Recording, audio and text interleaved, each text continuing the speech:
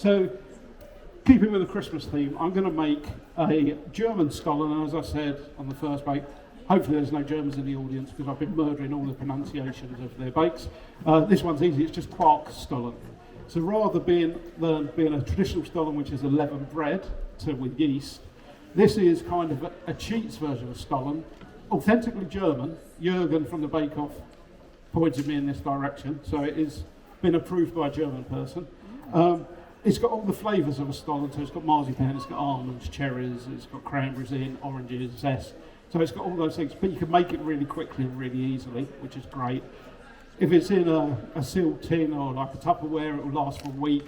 It's got a lot of moisture in it, so it's good. It's one of those kind of bakes that you can bake if you want to take it somewhere. You can bake it a few days earlier. Works a treat. So nice and easy to do. So I'll get going. You should have recipe cards as well, so if you want to try it at home, you can try it at home. Hopefully that's not me. I don't think so. So you've got the recipe cards there. I'm going to do a couple of little cheats. Also, I'm going low tech. I'm going wooden spoon today. You can use a hand mixer or a stand mixer, but I hate washing up, as I said in the first one. So I use as least utensils as possible generally. So to start with, what we need to do is to soak our fruits. So we've got 2 bags of cherries, so 150 grams of dried cherries and 75 grams of cranberries. A couple of ways, you want to steep these in a juice. So we're going to steep them in an orange juice with some orange and lemon zest. If you warm up the fruit, it absorbs the liquids a lot better. So if you've got a microwavable bowl and you've got a microwave, you can pop it all in the microwave on high for about 4 or 5 minutes, just let it do its thing. I generally just do it in a pan on the hob, similar, bring it up to a medium heat, so it's just simmering 4 or 5 minutes and then let it cool. When I throw it in the mix today, it will still be a bit warm, it will still work, but obviously you don't want to sit here sort of twiddling our thumbs for 15 minutes while it cools down. So let me get going on these. This is where it gets really technical. Normally I get an adult to do this for me. Open up a few bags of dried cherries. And I said it's Quark Stollen. The Quark is a German low-fat cream cheese, in effect. You can get it in Sainsbury's, so it is in supermarkets. If you can't get hold of it, you can use buttermilk or a Greek yogurt, something with a bit of a tang. It just gives a bit of extra flavour to it. 250 milligrams, which is the size of the pot, which is perfect, rather than often you buy a yogurt pot that's 400 milligrams and you have that little bit left that never gets used. So nice and handy. So it just gives it a bit of tang, and also because it's a little bit acidic, it gives it a bit of rise as well when you use the baking powder in with it. So I've got my fruits in the saucepan. I'm going to grate the zest of a lemon, and I'll say this story again. I was teaching a hen do how to cook something that had needed the zest of a lemon in. I think it was a lemon meringue tart. They had been on the Prosecco most of the morning by the time I'd seen them. So there was about 20 people that I'm trying to teach to bake, and it's like herding cats. So I said, you need to zest the lemon. So they've all got a lemon and their zester.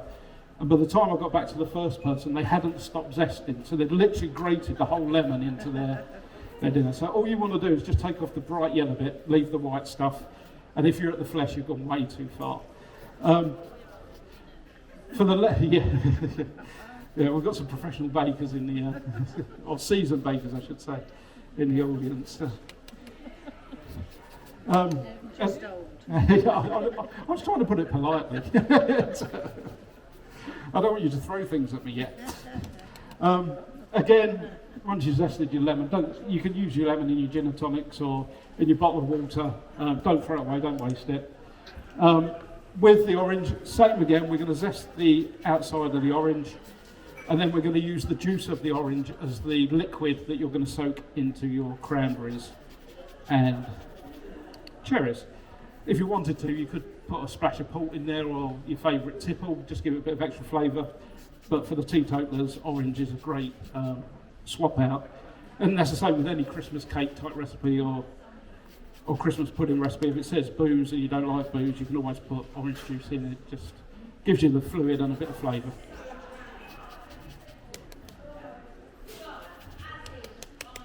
Right, so I've zested those. If you don't like zested stuff and you don't want to waste fruit, you can get extracts now that are really good. So these are think they're Holy Llama or Spice Llama spice drops. They're made actually from real oranges and real lemons, rather than, so these are extracts rather than an essence which you often get in the supermarkets, which are quite synthetically made. They may not actually be made out of the underlying thing that they're trying to represent. These 4 drops of this is the equivalent to a lemon, a whole lemon zested, so they're really good value. And you can even get cinnamon drops and all of them. So where can you get those? I think they've started selling them in some supermarkets. You can get them online on Amazon or from their own shop. I've got glasses on. Holy Llama spice drops, they're called. But they're brilliant, and you'll see over the last couple of years a lot of the bakers in the tent will use those. And the ones who use the normal essences is often when you get through wrinkling their nose going, oh, that doesn't taste quite right. But these I can thoroughly recommend them.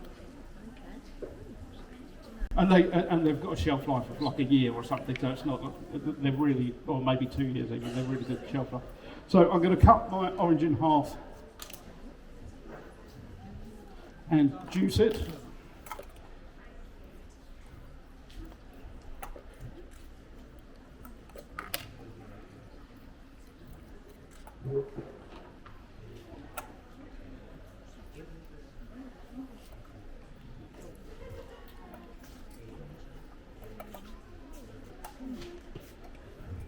And just pour the whole juice of an orange in there. I'm going to put it on a medium-high heat just to get it simmering, and then I can turn it down a bit if it's going too wild. Do love these fancy hobs. I've never used gas, but I think an induction hob is as close if you use an electric to gas. You can get really high heat really quickly. They're really good bits of kit. So that's in there. I'm going to bring it up to a simmer for about 4 or 5 minutes. So while that's coming up to its simmer, I'm going to start creaming the butter, the sugar, the quark and the eggs together to get the base of the sponge, and then mix in the dry ingredients. So in the bake-off tent, you start really early. You're at the tent probably about 5:30, 6 o'clock in the morning, and you go in and you have to check that you've got all your ingredients, and then they send you away for a cup of tea and a sandwich or breakfast, a bit of oatmeal, whatever you fancy. And then you go back in and a little bit later and start your baking. On the first day we were there, the lovely lady from Neff come around, showed us how to use all the ovens. All of our cakes were underbaked the first time because we've all got different ovens at home and just trying to get used to them, but then we quickly got kind of switched on with that. But the thing that none of us had ever used before was a lovely warming drawer. I've got one at home now because I ended up fitting on Neff stuff post bake off. I've been promising broken display.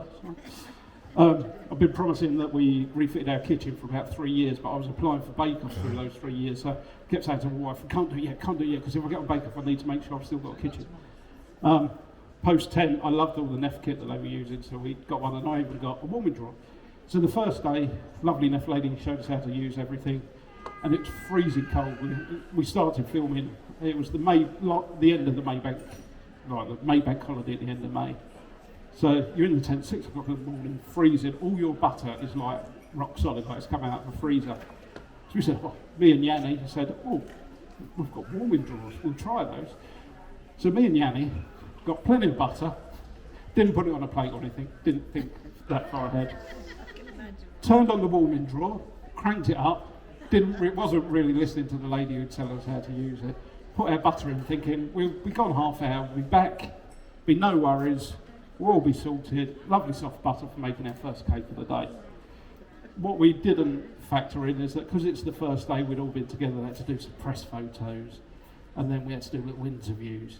So we was out at the tent probably 2.5 hours on that morning. Me and Yanni have come back to literally a flood of melted butter in our warming drawers, and we were so embarrassed.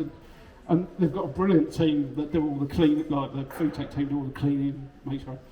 And it was like our welcome to them was, we're really sorry. Firstly, can we have a lot more butter? Because we just realised. And I think we need a clean up because it's just dripping everywhere. So after that, we stopped using that for warming up and just tuck the butter under your armpit or something else like that. So I've gently warmed this in the oven because it is a bit chilly out there, so not to ruin the stuff. So we put this into just a good old mixing bowl. My spoon comes in happy and sad spoon. I thought it was a happy day today, so we'll go with Mr. Happy Spoon. 90 grams of sugar, so not a lot of butter, not a lot of sugar for the size of the cake. And we just cream that together. Actually, I end up using the spatula as well.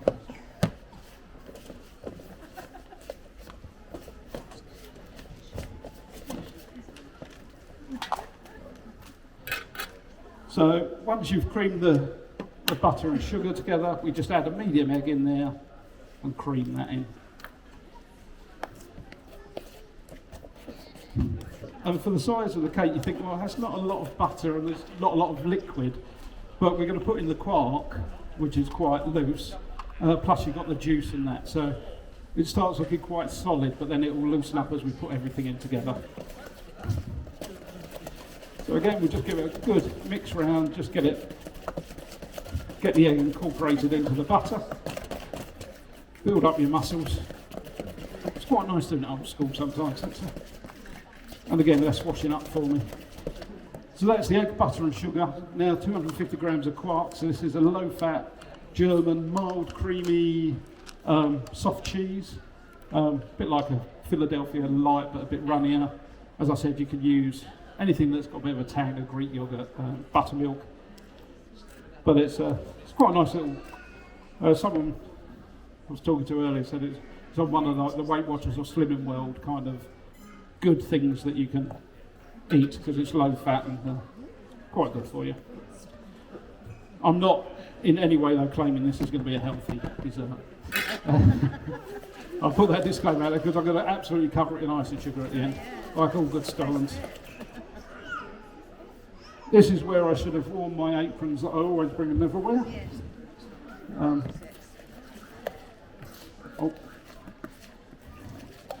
Sorry if you're in, it's like the splash zone at Disney if you're in the front row with this. So that's warming up nicely, the fruit's swelling a little bit and soaking up the juice.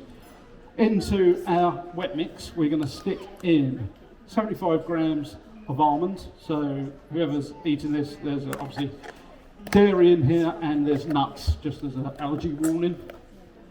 And then we have, if I can get the lid off, 300 grams of plain flour. I don't sift flour. You'll get people say, oh, sift it 3 or 4 times. It's milled so well nowadays, you really don't need to sift it unless it's been in your cupboard for a year and you haven't used it. But the quality of flour, that you really don't need to sift it. I only sift ice and sugar because that does clump, and cocoa powder often clumps, so I'll sift those. So to give it a little bit of a rise, because Stollen is quite a dense cake, but you just want a little bit of air going through it. We're putting a teaspoon of baking powder and a pinch of ground cinnamon. You don't need a lot, about 1/8 of a teaspoon. It's not a really heavily spiced one. If you want more spice in it, go for it. I won't be offended. My kids like a lot of spice, and my wife does. I'll go for a heap. Bit of cinnamon, but most of the flavour you're getting is from the almonds and the fruit and the orange. So it's in the traditional sort of Stollen style. So I'll gently mix this in. Just looking at the list to make sure I haven't forgotten anything. Pinch of salt. Salt has become the evil of kind of everyone, but it's a flavour enhancer. So I think even if a cake doesn't call for salt, it's always worth putting a little pinch in. It just does bring out the flavours. It's not like you're going to put tons in and it's going to be bad for your heart. It's not like pre-processed food. You know what you're putting in, but just a little bit goes a long way. So well worth putting it in. So as you can see, this is quite thick. Stirring this in at the moment. So normally, we'll pretend this is 4 or 5 minutes, which pretty much is. That's quite hot. If I was making this at home, I would have done that half hour or so before, so that it gets to cool down. If you put it straight in the oven, it won't matter too much, but there's a couple of things that makes baking powder and bicarb work. It's acid, so you're getting the acid from the quark, which starts the thing, but also heat also speeds up that process. So if you're going to cook it and throw it in the oven, you can get away with doing it a little bit warm, but generally I'd let it cool down, or if you didn't want to do it in a saucepan or in a microwave, just soak it overnight in a bowl, covered with a bit of cling film. It'll do exactly the same thing. It just speeds up the process. So I'm going to tip all of that in.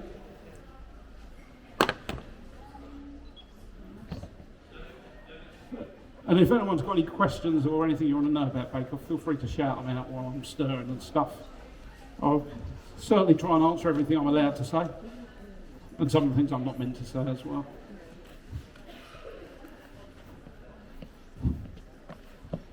I think the tough thing with bake-off is that generally we were filming every weekend, so you got middle of the week to practice. But you turn up at the location hotel on a Friday night, meet your bakers, catch up with them, and then you're baking from, at the beginning of the show, you're in the tent from 6. And I think the first day we didn't leave till about 9, 10 o'clock at night. It's really long days.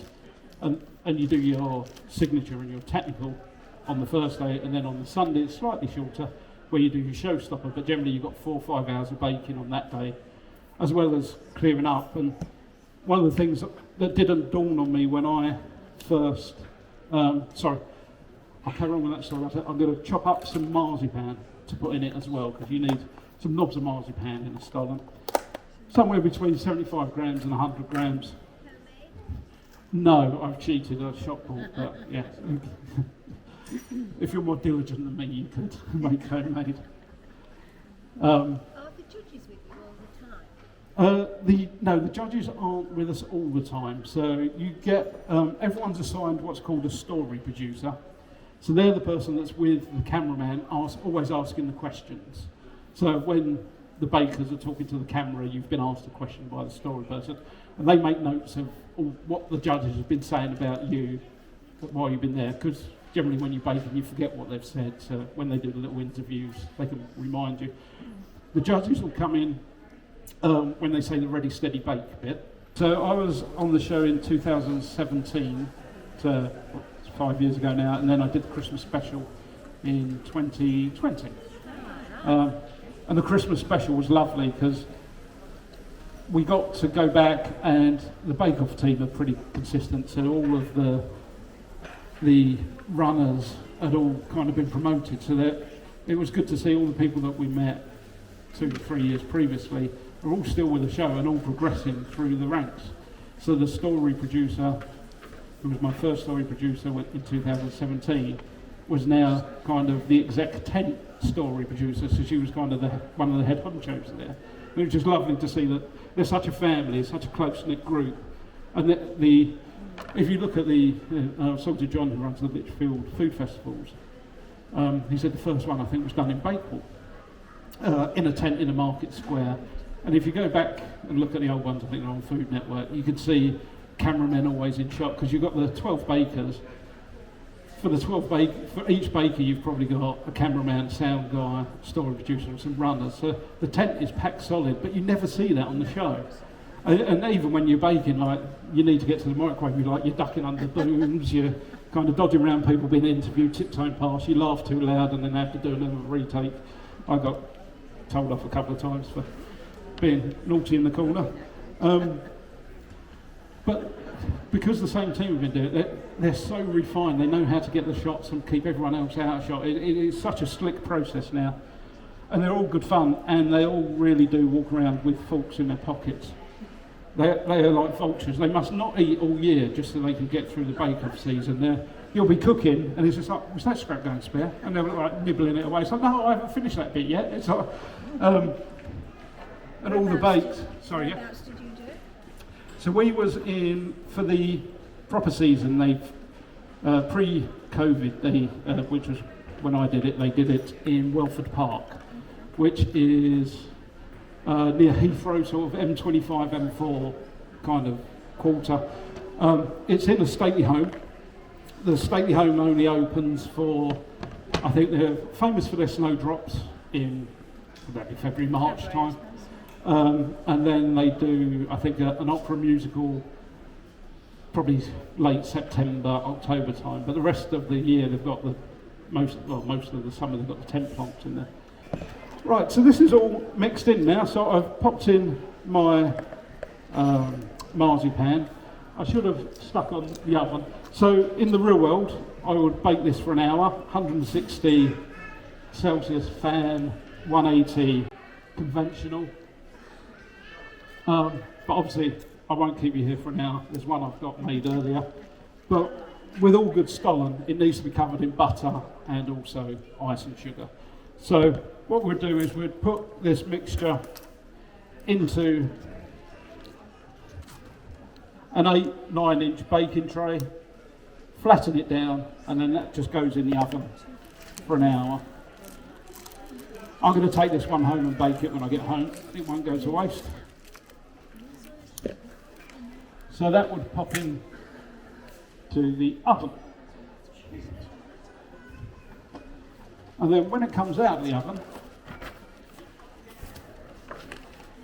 it's nice and golden, but it's still got a bit of a, because this is cold, it's a bit firmer than when it comes out, it's still got a bit of a squidge to it. What I'm going to do is I'm just going to pop it in there just to warm it up a bit, and I'm going to melt some butter in the oven as well, and then I'll give it a little paint over.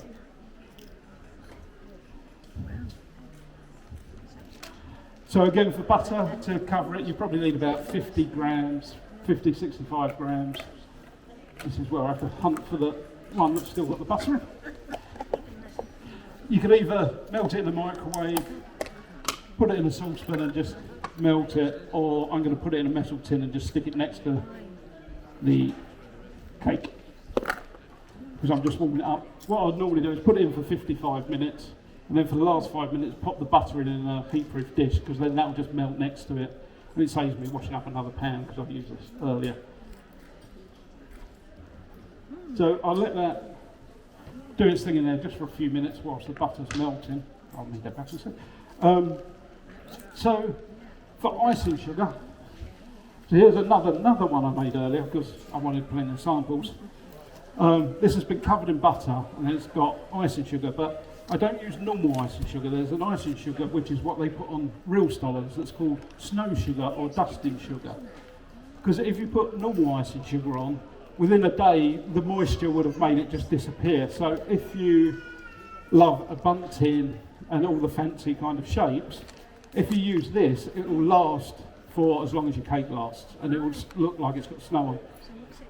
It's called snow sugar or dusting sugar. It's made out of dextrose rather than sucrose. For some reason that doesn't absorb water in the same way that traditional sugar does. I got this online, company Bakery Bits, I get my bread stuff from there. I think you have, or maybe Amazon do it as well, but yeah, snow sugar. No, I've never seen it in a supermarket yet. It's a bit of a specialty, but if you're going to eat it on the day, cover it in just normal icing sugar, it doesn't matter. But if it's one that you're going to keep, this is a good trick. So I think Greg Wallace, on one of his factory things, I think he went to the Stollen company and asked them how do they keep the sugar, because they obviously make them months in advance and still covered in sugar. So what I'll do is, while that's melting away, I'll cut this up so we've got some samples that you can try.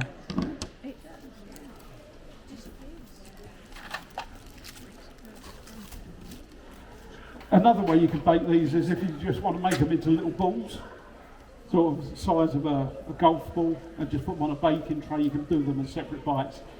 I prefer doing it as a big square because it keeps it moist if you're going to make it ahead.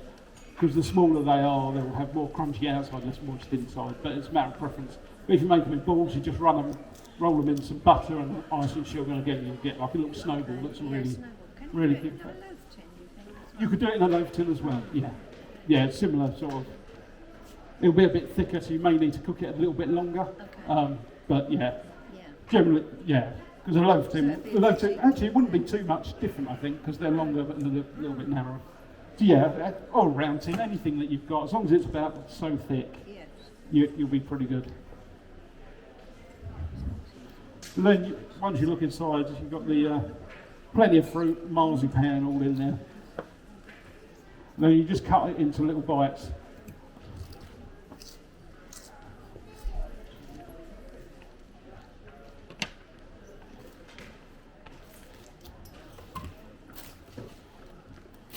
And this is a great one that you can make like a week or so ahead, keep it in a Tupperware box, and it really lasts well. And because it's got almonds in it as well, the almonds keep the moisture in the cake, which is another good. Yes. Yeah, when they went into COVID, they filmed it in Essex, but where we used to film every weekend for COVID, they locked down into a bubble, so they were there for 6 weeks constantly. So they would do a couple of days filming, then they'd get 2 or 3 days practice break, and then they would film again for 2 days. They didn't do it every weekend, it was kind of shuffled around like that, but to keep them entertained, Matt kind of did pop quizzes. I think he dialed in, they did bingo. Paul did a pizza night, so everyone made pizza together. They made it really fun to be in there, which is, because it is hard to be away from your family for up to 6 weeks, because most of the people have got kind of kids and other lives outside.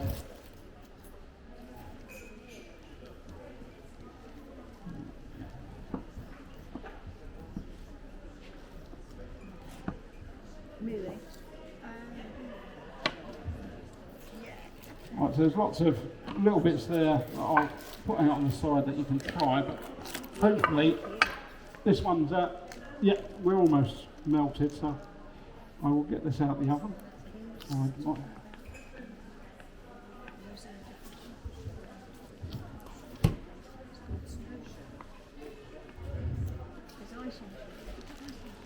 It's always good to, when you cook this, if you cook this at home, the second it comes out the oven is when you want to spread the butter on, because you want that warm cake to kind of suck it in. I've got a brush, you can either just pour it on and be really kind of generous, or brush it, whatever you prefer. And you kind of want it to spread around. This won't soak in quite as much because I've just warmed it a little bit, but you get what I'm trying to show.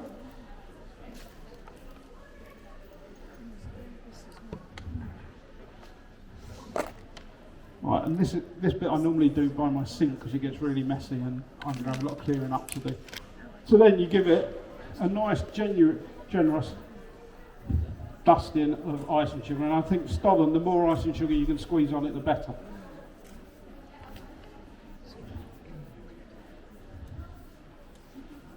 And the more buttery it is, the better. So. And I'll apologise now that if you do try any of this, your clothes are going to be covered in icing sugar, so don't send the cleaning bill to me. So that is it. That is the Stollen, the Quark Stollen. It's nice and easy to cook. Hope you like it. You should all have recipes if you want to try at home, but if you want to try a bit, dig in. And I'll cut this other one up as well.